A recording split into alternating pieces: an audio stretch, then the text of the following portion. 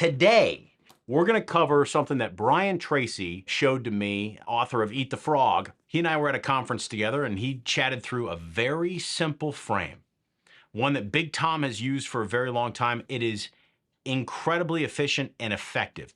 That frame is, or that little device is called a rib and spine. What it does, the rib and spine is Brian Tracy's idea.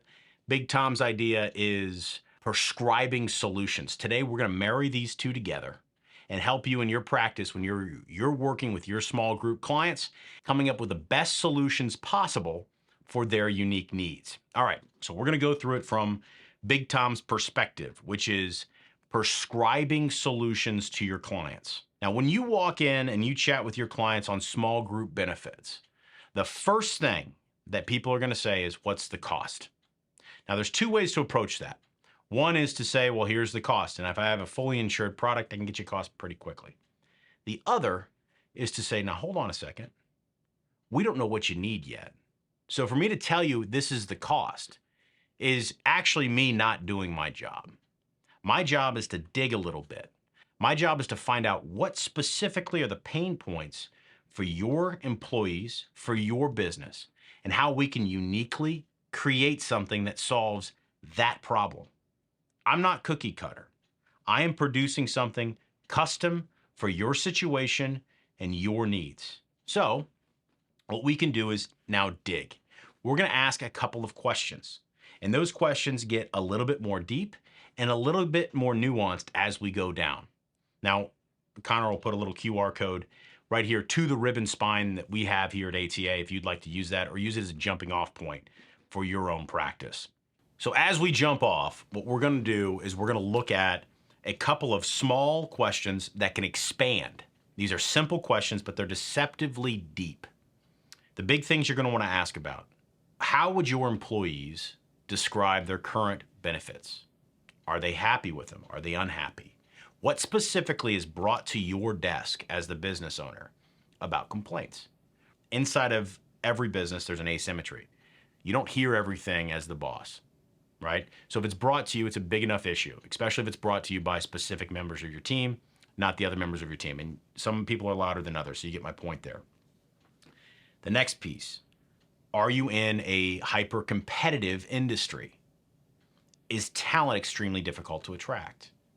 If it is, these make benefits more and more important, right? So you can ask these questions and start to frame benefits as what they truly are supposed to be, which is not just a way to take care of the health of the employees, which they are, but they're also a way to attract and retain and show that you value your best employees, right? There's two sides to that coin. One is kind of taking care of it. The other is showing them that they are really important to you and that you're willing to go the extra mile and take care of them as best as you possibly can. Now, inevitably, what's going to happen in certain situations is information is going to come out that says, man, I can't help this client, right? Now, young people, young salespeople are aggressive in that, and they want to bowl through and try to force a solution on there that's not really the best fit. And I'm middle-aged, but I'm here to tell you that that is a really bad idea. The best idea you can do, the best thing you can do in that situation is tell them, hey, I'm probably not the right fit for you. I don't think I can help you, right? I'm sorry, we dug here. It looks like you're with a great candidate. You're with a great partner right now. I'm not the one to help you. And in doing that, you establish a couple things. One, you establish that you don't need the sale, right? Which makes people trust you. B, it shows that you're putting their needs ahead of yours. And C, it opens the door for you to ask, is there someone else that you think would be able to be helped by my services? It opens the door for referral. So a no is not the end of the conversation. A no is a different path in the conversation. Again, you're prescribing a solution. Not every solution that you have is right to be prescribed for that client. And if you go into the conversations in that way and you open up what the actual needs of the clients are, what you're going to end up finding is that there is a certain percentage of people that you can't help. But as you find them, you'll service or you'll do the conversations with fewer and fewer of them. You'll also learn more about your clients and be able to help them more and more deeply. That's the rewarding part. That's what keeps people in this business, because this business is hard, it's regulated, people get angry. But a lot of the times you're able to produce something that really helps. And if it's just about a paycheck, you're not going to be the clients that we want to work with anyway. If it's about serving your clients and producing something for years to come, we're going to be the right fit for you, for some of your people. So with that, I'd really recommend doing two things. One, trying the ribbon spine, seeing if you can't get deeper with your clients, see if you can't build something more custom, more unique to their company and their situation.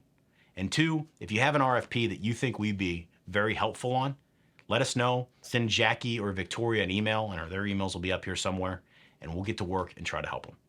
With that, I'm still Tom Stein Jr., and this is Kansas City, the best city in the country. We'll see ya.